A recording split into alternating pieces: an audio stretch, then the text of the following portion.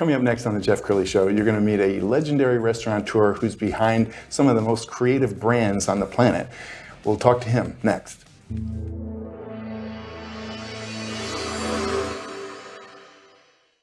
Many are predicting that the worst is yet to come, which is unfortunate, said one person here.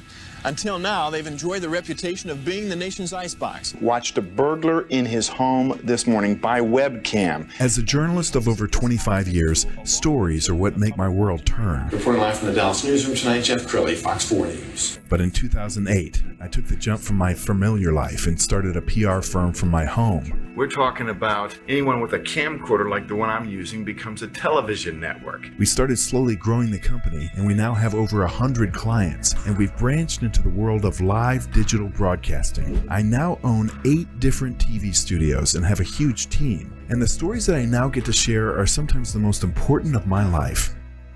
Life has a funny way of coming around full circle. This is the Jeff Crilley Show. Well, I can't think of a more competitive space than the restaurant space. You all know this if you live in Dallas, that there's restaurants that you can't even get into for a full year, and then the next thing you know, they're closed. But then to create iconic brands that we all know and love, that takes a real genius.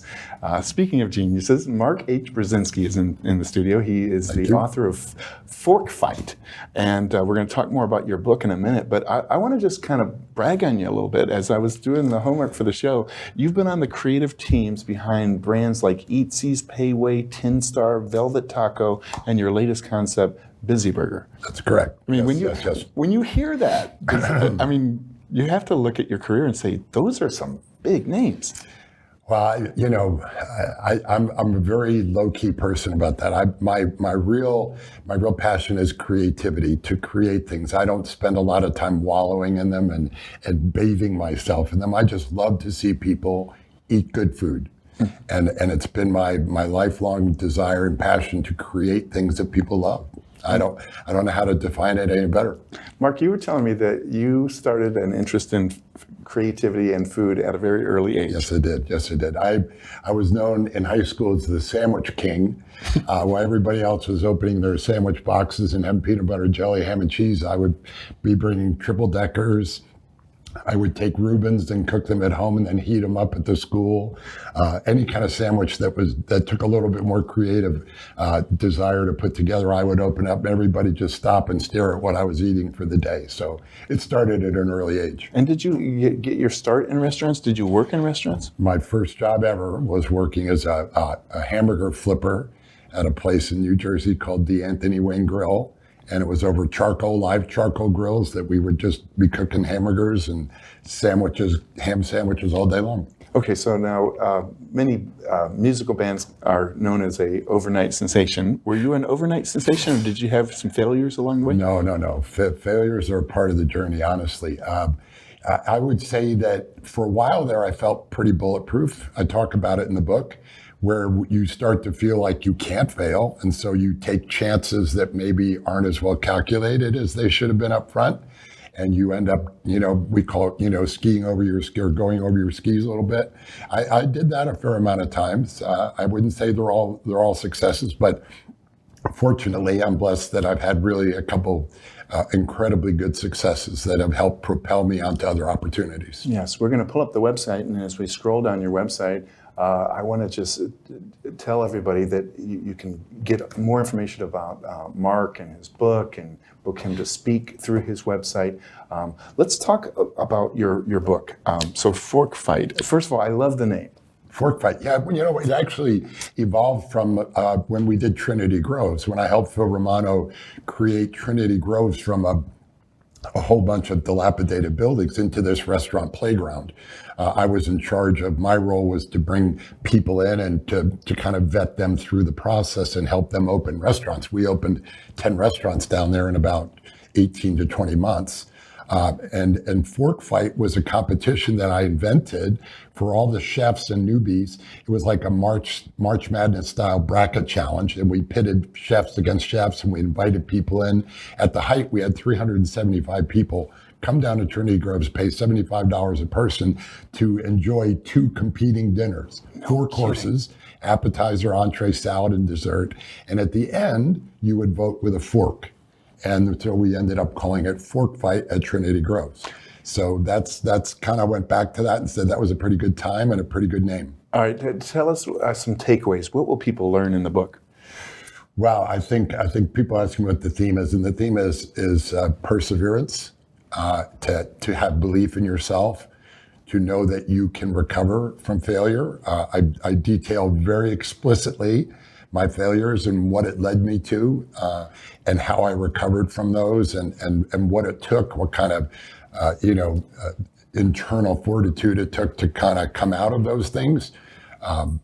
It's really about, it's the arc of a journey, and how to deal with both the successes and the failures without letting either of them define you. And I want to put the book cover up full screen so that we can talk about it. I love the image. I mean, look at that. Yeah, that's kind of a bloodied hand. You want another good story? Yeah. Well, the publisher, Simon & Schuster, one of their divisions called Post-Hill Press, said, give us an idea what you want for the cover.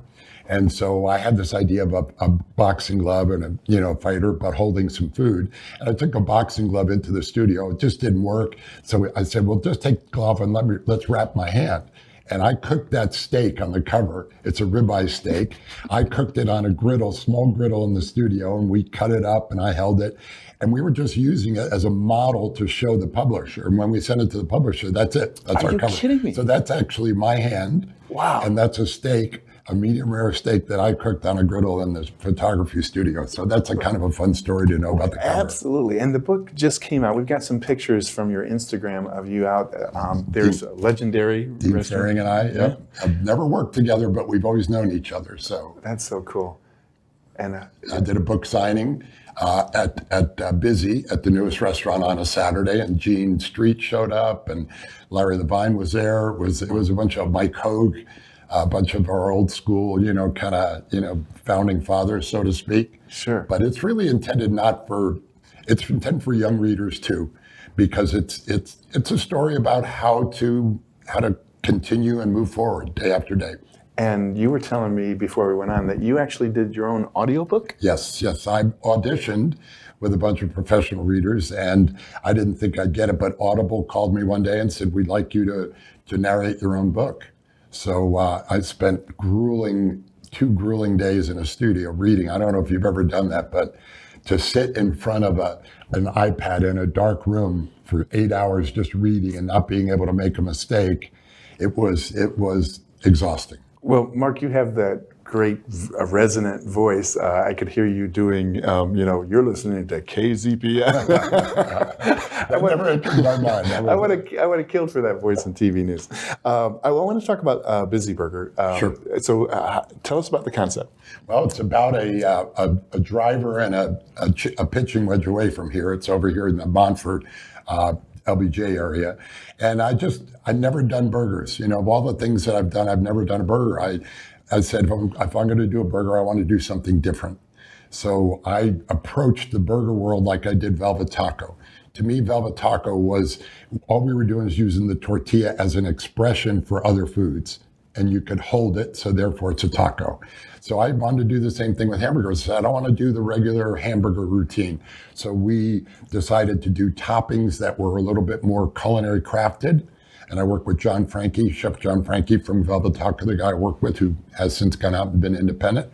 But we came up with a whole bunch of burgers that have these really cool toppings, smaller burgers. They're priced like fast food. I didn't want to elevate it. I've always wanted people to eat really good food for not a lot of money. Yes. So if you look at a common theme, Velvet Taco, Tin Star back in the day, even Payway, they were typically, you could spend $10, $11, $12 and have a really good meal. This is the same thing. I wanted to stay in the same category. I love Hop Dottie and I love the Liberty Burgers. Gene's a friend of mine. That's not what I wanted to do. I didn't want to, serve the bigger burgers. I wanted to go small. Do you still get nervous before you roll out a concept since I mean, obviously everything you've touched has not turned to gold. No. Do you say to yourself, I'm going to have an opening day and you're praying that people show up? It's more than praying. I think it's begging. I think it goes all the way down to begging. Yeah, there's the same sense of dread every time. It's like Michael Jordan or Bill Russell used to throw up before basketball games. I played basketball in college. If you don't have that, you wonder if you're really into it. I mean, if you don't have that sense of dread and that anxiety, if you are sleeping soundly and sleeping through the alarm, then you're probably not worried about your concept enough. We've been open 5 months, and I still wake up right as soon as my feet hit the floor, and I'm thinking, what do I have to do? What do I have to do? What do I have to do? It's not for everybody. Yeah, we've got some pictures off of Facebook, and it's just everything from the ambiance that you're creating to the special. I mean, look at that. That's the hot chicken sandwich with a blistered jalapeno on it. Not many people do that. And do you have a food artist? Because that's a beautiful shot. The photographer that I know who came over to do that gratis out of the goodness of his heart really did a great job that day. That's typically what we serve as a bag of food for catering. We want to do that's a great shot of the double cheeseburger with some Korean barbecue sauce on it, which is one of the ones we brought here, I think. Yeah, that's our chicken sandwich. That's our Italian chicken sandwich. It's got a homemade kind of marinara and then a pesto on top with cheese, melted cheese. We do a steak dinner at night. I don't know if it's fair to show that one. That's we did that to try to generate some nighttime sales. We do a $20 steak. Kansas State University came through after the Sugar Bowl, and halfway back to Kansas, they stopped and they came to a hotel, and I invited them in, and we had about 70 people, band members, come in and have our food one Sunday night. Wow. That's me. That's my token expression. Let's get busy. It's easy to say. What do you want for lunch? Let's get busy. I love it. Okay, so are you kind of like a mystery diner? Do you kind of sit there? They don't know that you own the place. I mean, do you watch people's face? Oh, absolutely. I mean, I've always said that, to be an innovator, you first have to be an observer. I think one of the skills I learned somewhere along the way is to be so cognizant of everything that's going on. People since the beginning of time go out to eat for one of 5 reasons: value, quality, hospitality, we used to call it service, experience, or convenience. And at every time you make a decision about where you're going to eat, one of those rises to the top. Maybe you only have $10 in your pocket, you choose value. Maybe you want to have it's a new date, or you're meeting somebody and you want to have a good dinner, then it's experience. Always it's quality at different levels. Everybody eats fast food. Sometimes it's not about quality, sometimes about convenience and cost, right? So I try to pay attention in my restaurants to as many of those 5 categories as I possibly can without, trying to be all things to all people. Yes. And I think we've done that in most of the things I've done. What's been the nicest compliment you've received since you started Busy Burger? Wow. I don't hear compliments very well. I'm paying attention. I think the best one, that's a great question, by the way. The best one was something I read on one of my reviews, is that Busy Burger is going to disrupt the burger world. Wow. Which is what I kind of set out to do without saying it. It is a disruptive kind of concept. You're not going to get, tomato, raw onion, avocado on our burgers. We just don't put cold things on burgers until we did this new one, which is my version of a Big Mac. We call it the Big Mark. I said, I'm going to go after the #1 selling sandwich in the world. The #1 selling sandwich in the world, because it sells at McDonald's. They sell more French fries than Big Macs, but the #1 selling sandwich is the Big Mac. Okay. And I said, I'm going to go after it. I'm going to try to do my version of it. So that's the first time I put anything cold on my burger. And D Magazine gave you a title. Would you share it? Yeah, I was very flattered by it. They call me the father of the fast casual dining scene in Dallas. Oh my goodness. The fast casual refers to obviously somewhere where you go up to a counter and order Payway, Velvet Taco. Tin Star was one of the earliest of that I started.